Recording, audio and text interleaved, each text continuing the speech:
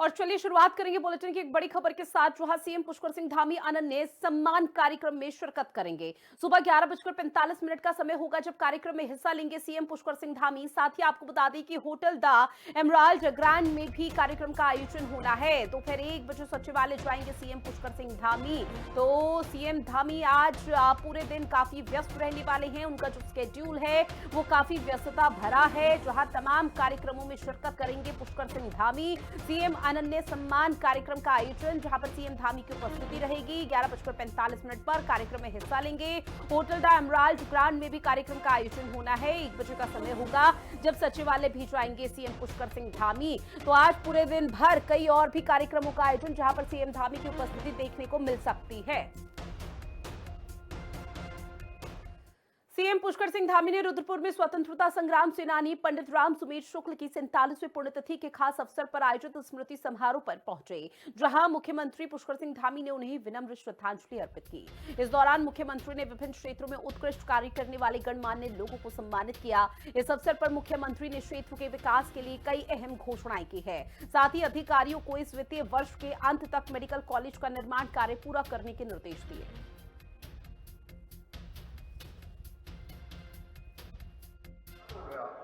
तो उन्होंने राष्ट्र हित को सबसे सर्वोपरि रखते हुए किसानों के कल्याण के लिए, स्वतंत्रता संग्राम सेनानियों के लिए, उनके सम्मान के लिए कार्य करते रहे।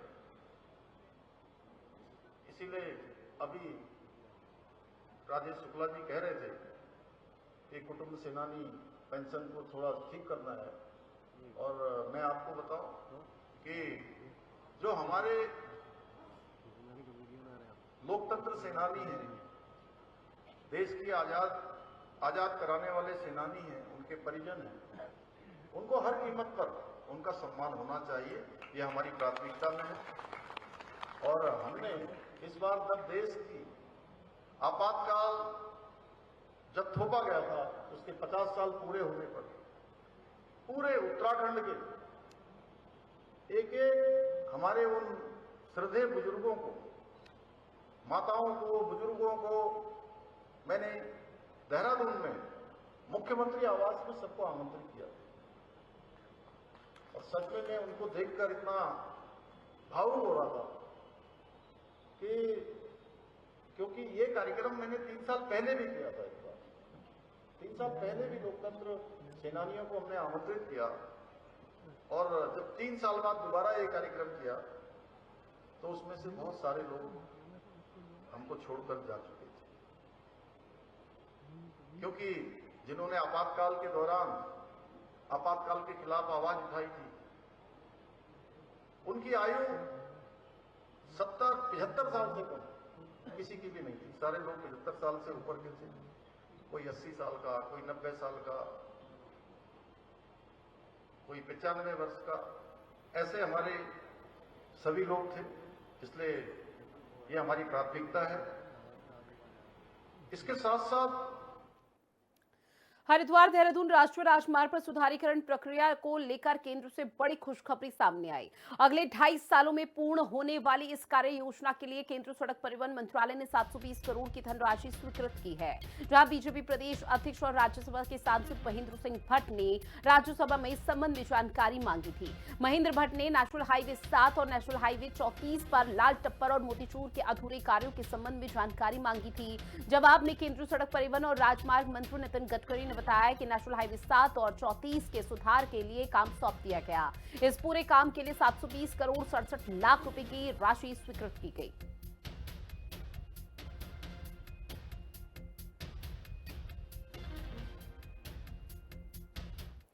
अब बात करेंगे धराली की, जहां इस दौरान कांग्रेस के पूर्व प्रदेश अध्यक्ष करण महारा ने सरकार को आड़े हाथ लिया है।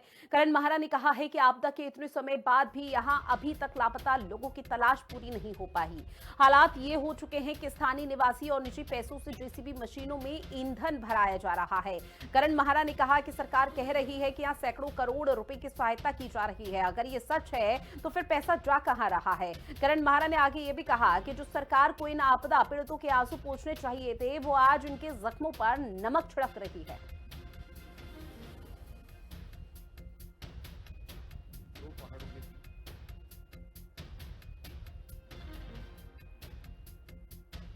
अपने जन्म पे लिया और आज भी इतने महीनों के बाद कुछ भी सरकार नहीं कर पाई है, बॉडीज को रिकवर नहीं कर पाई है। पता ये चला है कि मदद करने के बजाय जो लोग अपने घरों को निकलवाना चाह रहे हैं वो मशीनें लगवा रहे हैं, तो मशीन के लिए तेल खुद लोग प्रोवाइड कर रहे हैं, अपनी तरफ से पैसा दे रहे हैं, तब मशीनें लग पा रही है और लोगों के घर के ऊपर की गाद और मलबे को हटाया जा रहा है, जो अफसोसजनक है। ये काम सरकार को करना चाहिए था। जो करोड़ों अरबों रुपए यहाँ खर्च किया जा रहा है वो कहाँ जा रहा है इसका पता नहीं चल रहा है। वहीं उत्तराखंड की राजनीति में एक बार फिर से हलचल तेज हो गई है। पूर्व मंत्री हरक सिंह रावत ने कहा है कि उनके पास बीजेपी के कई नेताओं के कच्चे चिट्ठे हैं। उन्होंने चेतावनी दी है कि अगर उन्होंने ये बड़ा खुलासा कर दिया तो गंभीर नतीजे होंगे। इस पर बीजेपी के विधायक दिलीप सिंह रावत ने पलटवार किया। उन्होंने कहा कि हरक सिंह रावत डिप्रेशन में हैं और उनके पास कोई राजनीतिक मुद्दा नहीं बचा है। दिलीप ने कहा कि उन्हें दूसरों पर आरोप लगाने के बजाय राजनीति के असली मुद्दों पर ध्यान देना चाहिए। मैं ज़्यादा उनके पृष्ठभूमि में जाना नहीं चाहता, लेकिन मैं उनको एक ही सलाह देना चाहता हूं कि अपनी राजनीतिक बुद्धि को सुधारिए, राजनीतिक विचारधारा को प्रबुद्ध करिए, उसको समृद्ध कीजिए। और क्योंकि एक राजनीतिक विचारधारा उनकी आज तक रही नहीं है, इसलिए मैं कह रहा हूं कि अगर राजनीति है तो राजनीतिक व्यक्ति है तो राजनीति बातें करें और किसी के ऊपर कीचड़ उछालने से पहले अपने देखने कि वो कितने कीचड़ से सने हुए हैं। तो मैं समझता हूँ कि उनको जो डिप्रेशन में उससे बाहर निकलें और जो आज वो अपना नंबर बनाना चाह रहे हैं कांग्रेस में और गोदियाल जी को पीछा करना चाह रहे हैं, उस प्रयास में वो बीजेपी को न लपेटे। और अब बात करेंगे चंपावत की, जहां विकास भवन सभागार में उत्तराखंड पलायन निवारण आयोग के उपाध्यक्ष एसएस नेगी की अध्यक्षता में रिवर्स पलायन से ग्राम विकास सम्मेलन आयोजित किया गया। इसमें जिले के प्रवासी युवा, उद्यमी, किसान और अधिकारी शामिल हुए और अपने अनुभवों को साझा किया। सम्मेलन में प्रतिभागियों ने कहा कि गांव में आजीविका बढ़ाने, कृषि उत्पाद का सही मूल्य मिलने, प्रशिक्षण और विपणन सुविधा मिलने की जरूरत है। वहीं किसानों ने जंगली जानवरों में सुरक्षा के साधन और कोल्ड स्टोरेज की मांग की। हर जनपद में हम लोग जा रहे हैं, लगभग सभी जनपद कवर हो चुके हैं। अब पिथौरागढ़ और नैनीताल 2 जनपद में और जाना है, बाकी सब में हम जा चुके हैं। और ये जो लोग रिवर्स करके आए हैं इनसे चर्चाएं कर रहे हैं, बड़ी विस्तृत चर्चाएं कर रहे हैं, जिससे कि इनका अनुभव का हम लोग सरकार को भी ये पता चले कि ये क्या कर रहे हैं और इनके सुझाव क्या चाहिए। जैसे आज के कार्यक्रम में एक समस्या उभर के आई, जंगली जानवरों का प्रकोप, तो सरकार अब क्या योजना बनाएगी, कैसे होगा, उसका कुछ न कुछ समाधान होगा। देहरादून में निर्वाचन आयोग ने विशेष गहन पुनरीक्षण यानी कि एसआईआर की तैयारियों को लेकर प्रेस कॉन्फ्रेंस की है, जहां अधिकारियों ने बताया कि मतदाता तक पहुंच, समन्वय और संवाद अभियान के तहत यह सुनिश्चित किया जा रहा है कि किसी भी मतदाता को असुविधा न हो। मुख्य निर्वाचन अधिकारी डॉक्टर बीवीआरसी पुरुषोत्तम ने कहा है कि इस बार 2003 की मतदाता सूची को आधार बनाकर ही वर्तमान सूची की बीएलओ ऐप के माध्यम से मैपिंग की जाएगी।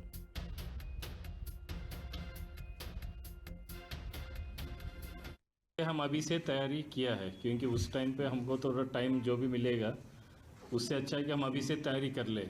अभी हमने अभियान शुरू किया कि हर रोज़ एक पन्ना, मतलब लगभग 30 वोटर से हर रोज़ संपर्क करेगी बीएलओ, ठीक है, which is very easily doable. एक पन्ने में 30 वोटर्स होता है। ऐसा करने से हमारा 1 महीने में वो बीएलओ सारी वोटर से संपर्क कर सकती है।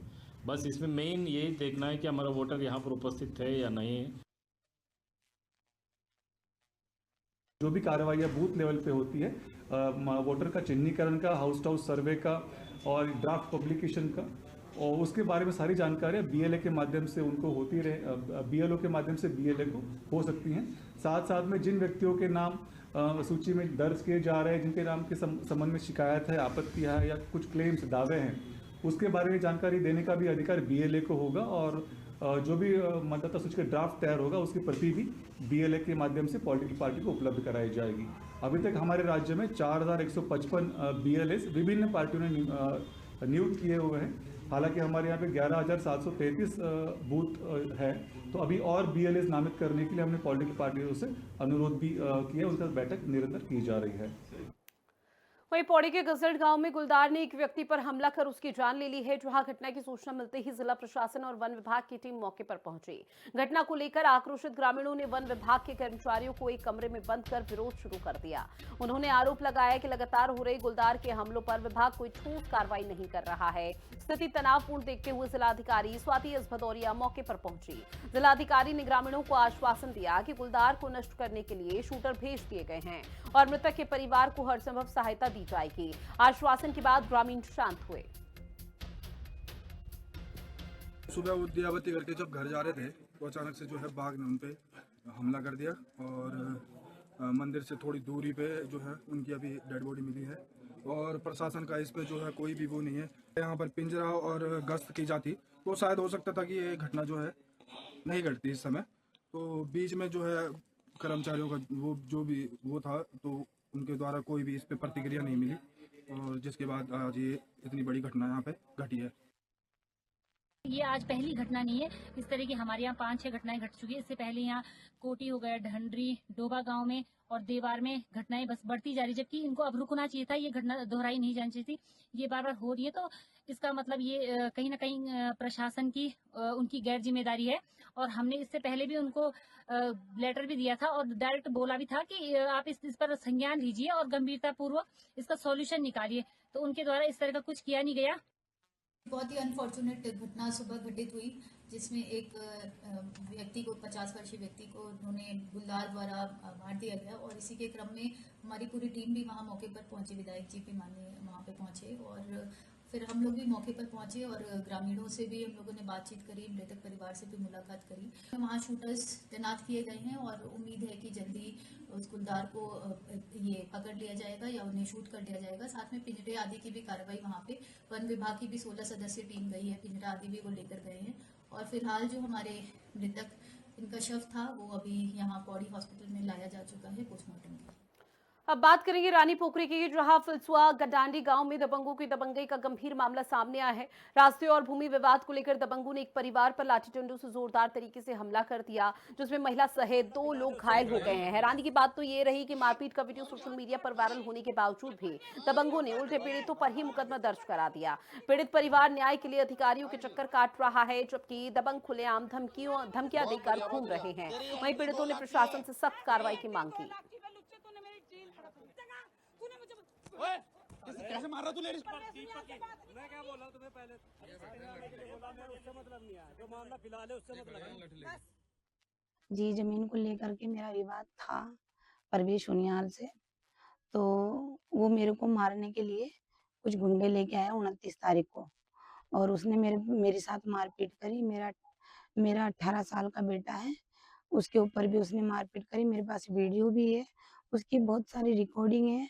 उसने मेरे को 7 महीने से, जब से जमीन में प्रॉपर्टी का काम करती हूँ, तो जब से उसको मेरे जमीन के बारे में पता चला उसको, तो तब से वो मेरे को बहुत टॉर्चर कर रहा है। मेरा उसका कुछ लेन देन भी था। ठीक है, मैं इंसाफ की भीख मांगती हूँ, मुझे बहुत परेशान कर रखा। मैं एक विधवा लेडी हूँ, मैं काम कर रही हूँ, अपने बच्चों को पाल रही हूँ, मैं किसी से मांग थोड़ी रही हूँ, इज्जत से जी रही हूँ। देहरादून के लाटपुर जंगल में एक युवक का शव मिला है, जहां लोगों ने उसे संदिग्ध हालत में देखकर पुलिस को इसकी सूचना दी। पुलिस और फॉरेंसिक टीम ने मौके पर जाकर जांच शुरू कर दी है और अभी ये साफ नहीं हो पाया है कि युवक की मौत आखिर हुई कैसे, क्योंकि अब पुलिस का ये कहना है कि पोस्टमार्टम और सबूतों की जांच के बाद ही सच सामने आ पाएगा। इलाके में गश्त बढ़ा दी गई है ताकि लोग सुरक्षित महसूस कर सकें।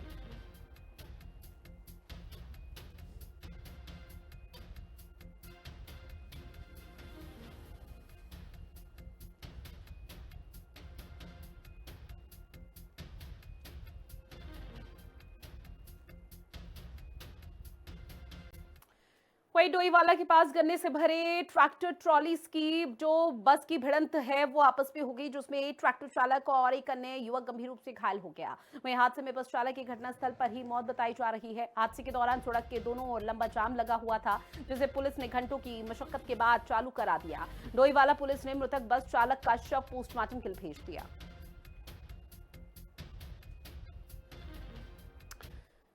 अब खबर रायवाला से है, जहां पर वन्यजीव तस्करी का बड़ा मामला सामने आया है। एसएसपी के निर्देश पर चलाए जा रहे सघन चेकिंग अभियान के दौरान पुलिस ने एक दंपति को गिरफ्तार कर उनकी कार की डिग्गी से सुरक्षित प्रजाति के 14 जीवित कछुए बरामद किए हैं। आपको बता दें कि राष्ट्रीय राजमार्ग पर कोतवाली गेट के पास रोकी गई लाल कार की तलाशी में कछुओं का जखीरा बरामद हुआ। आरोपी कोई वैध दस्तावेज नहीं दिखा सके हैं, जहां पुलिस ने दोनों के खिलाफ वन्यजीव संरक्षण अधिनियम के तहत मुकदमा दर्ज कर लिया है। वाला के पास थाने के कोतवाली के पास बैरियर लगाकर चेकिंग की जा रही थी, तो उस समय पर जो गाड़ियों की चेकिंग थी उसमें एक व्यक्ति जो अपनी पत्नी के साथ जा रहा था, जब उस गाड़ी की चेकिंग की गई तो उसमें से कट्टे में रखे हुए 14 कछुए मिले और पूछताछ में वो उसका सही जवाब नहीं दे पाया और उसके बारे में मालूम किया गया तो उसने बताया कि वो नजीबाबाद से कहीं से लेके आ रहा था और ये ऋषिकेश का रहने वाला व्यक्ति है। जब वन विभाग को भी इसमें सूचित किया गया तो उनके द्वारा बताया गया कि शेड्यूल 1 में जो अधिसूचित हैं वो कछुए हैं जो कि प्रतिबंधित हैं। इस सूचना पर उनकी गिरफ्तारी भी की गई है और मुकदमा दर्ज कर लिया गया है। आगे की अग्रिम कार्रवाई की जा रही है। अब खबर विकास नगर से है, जहां पर सेलाकुई थाना पुलिस में मादक पदार्थों की तस्करी में शामिल 3 आरोपियों को गिरफ्तार किया गया। पुलिस ने उनके कब्जे से 329 ग्राम अवैध चरस के साथ ही 19,000 रुपए और तस्करी में प्रयोग की जा रही स्कूटी बरामद की है। पुलिस के मुताबिक तीनों आरोपी जल्द ही पैसा कमाने के चक्कर में नशा तस्करी का काम किया करते थे।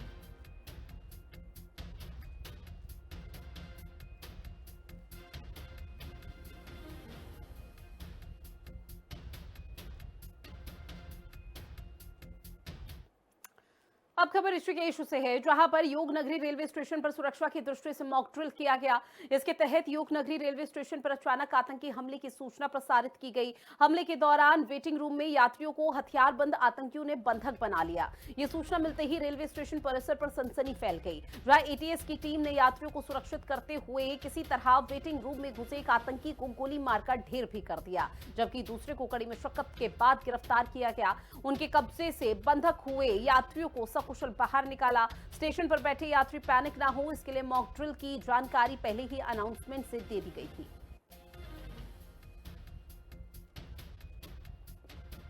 जैसे ही जीआरपी की तरफ से हमें सूचना प्राप्त हुई थी डीसीआर के माध्यम से कि इस तरह का एक मॉक ड्रिल आज की जानी है और इसमें ऐसी सूचना प्राप्त हुई है। इस सूचना प्राप्त होने पर समय से ही रिस्पांस टाइम हम मिनिमम रखते हुए यहाँ पर समय से पहुंचे और जो बाहर का जो हमारा आउटर कॉर्डन था उसको हमने कवर किया। जिनको भी रेस्क्यू करके लाया जा रहा था या फिर जो इवैक्यूएट किया जा रहा था उनको सुरक्षित स्थानों पर पहुंचाने का कार्य किया जा रहा था और साथ ही जो है सभी का समन्वय स्थापित करते हुए इसमें जो टेररिस्ट अटैक की जो सूचना थी उसके संबंध में जो भी आगे की ब्रीफिंग थी वो की जा रही थी। योगनगरी रेलवे स्टेशन पे जो ये विजिटर्स हॉल है इसमें टेररिस्ट ने अटैक कर दिया है, जिसमें कुछ लोग घायल हैं। सब लोगों को सूचना मिली और सब लोग मौके पे त्वरित कार्रवाई के लिए पहुंचे। सारी टीमों को 5 मिनट में हम लोगों ने आपस में डिसाइड किया कैसे क्या ऑपरेशन करना है। इसके बाद हम लोगों ने रेस्क्यू की कार्रवाई की और जो टेररिस्ट थे वो भी उनमें से एक टेररिस्ट मारा गया और एक को अरेस्ट कर लिया गया। वहीं दिल्ली में बम ब्लास्ट के बाद हरिद्वार पुलिस ने शहर और आसपास के इलाकों में सुरक्षा चौकसी अब बढ़ा दी है। एसएसपी प्रमिंदर सिंह डोभाल के निर्देश पर पुलिस सुबह से ही वाहन और लोगों की जांच कर रही है। पुलिसकर्मी बॉडी प्रोटेक्टर पहनाकर और हथियारों के साथ मुख्य सड़क, भीड़ भाड़ वाली जगह और बॉर्डर चेक पॉइंट पर गश्त कर रहे हैं। हर वाहन और संदिग्ध सामान की जांच की जा रही है। एसएसपी ने जनता से कहा है कि अगर कोई संदिग्ध व्यक्ति या फिर सामान दिखे तो तुरंत पुलिस को सूचित किया जाए। 6 दिसंबर को ध्यान में रखते हुए जनपद के विभिन्न स्थानों में लगातार चेकिंग हमारी चल रही है, जिसमें अलग अलग जगह पे हमारी फ्रिस्किंग, चेकिंग और वाहनों की चेकिंग, संदिग्ध व्यक्ति, संदिग्ध वस्तुओं की चेकिंग के वृहद अभियान चलाए गए, जिसमें आज सुबह भी अभियान चलाया गया है और ये प्रोसेस लगातार जारी रहेगी। इससे फोर्स के अलर्टनेस के साथ साथ लोगों को इसके लिए जागरूक करना ये भी एक मुख्य इसका हिस्सा है। वहीं भगवान केदारनाथ की शीतकालीन पूजा 2025 का शुभारंभ ओंकारेश्वर मंदिर ऊखीमठ में हुआ है। पहले दिन ही यहां की महिलाओं ने अपना हुनर दिखाया, जहां स्वयं सहायता समूहों ने मंदिर परिसर में स्टॉल भी लगाए, जिनमें शॉल, ऊनी कपड़े, रागी और चौलाई के लड्डू, बुरास का जूस, अचार, दालें, अगरबत्ती और हस्तशिल्प जैसी कई चीजें रखी गई थी। लोगों ने अपनी मेहनत और हुनर की जमकर तारीफ की है। जहां ये प्रदर्शनी न केवल स्थानीय व्यवसाय को बढ़ावा दे रही है, बल्कि पहाड़ी महिलाओं को अपनी कौशल दिखाने का भी खास अवसर दे रही है।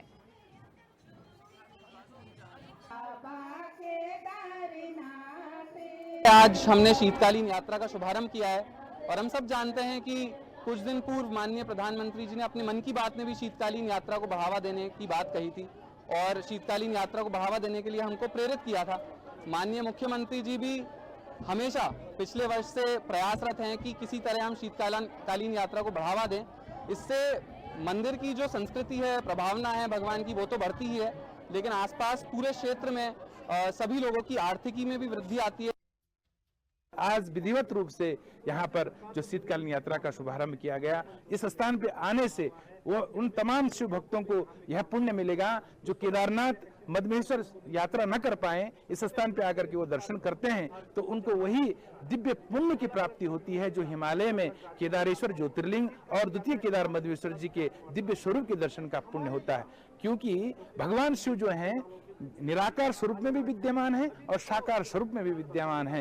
निराकार स्वरूप का जो दर्शन होता है वो हिमालयों पे होता है और साकार स्वरूप का जो दर्शन होता है इस दिव्य स्थान पे होता है। यहाँ पर भगवान विग्रह स्वरूप में विराजमान है और विग्रह स्वरूप का भी पुण्य उतना ही है जितना कि ज्योतिर्लिंग स्वरूप का दर्शन है, निराकार स्वरूप का दर्शन है। भारी संख्या में लोग आज इस यात्रा में सम्मिलित हुए। लोगों ने जल चढ़ाया शिवालय को और ये यात्रा शुरू हुई। इसके बीच में आपने देखा होगा कि बाहर से यात्रीगण भी आए हैं और वो इतने मुग्ध हो गए कि वो यहाँ पर जो है भजन में डांस करने लग गए। तो मैं सभी का स्वागत करता हूँ कि वो ये शीतकालीन यात्रा में आए। जो लोग बाबा केदार पर नहीं जा पाए या मधमेश्वर उनका दर्शन के लिए नहीं जा पाए, वो यहाँ पर पंच केदार के दर्शन यहाँ इस ऊखीमठ मंदिर में होते हैं। अब बात करेंगे चमोली की, जहां भगवान लाटू देवता धाम वाण के कपाट आज विधि विधान के साथ आगामी 6 महीने के लिए अब बंद कर दिए गए हैं। कपाट बंद होने के इस पावन अवसर पर धाम में बड़ी संख्या में श्रद्धालुओं की भीड़ उमड़ी हुई है, जहां जयकारे और पूजा अर्चना के साथ ही हुए अनुष्ठान के बाद कपाटों को बंद कर दिया गया।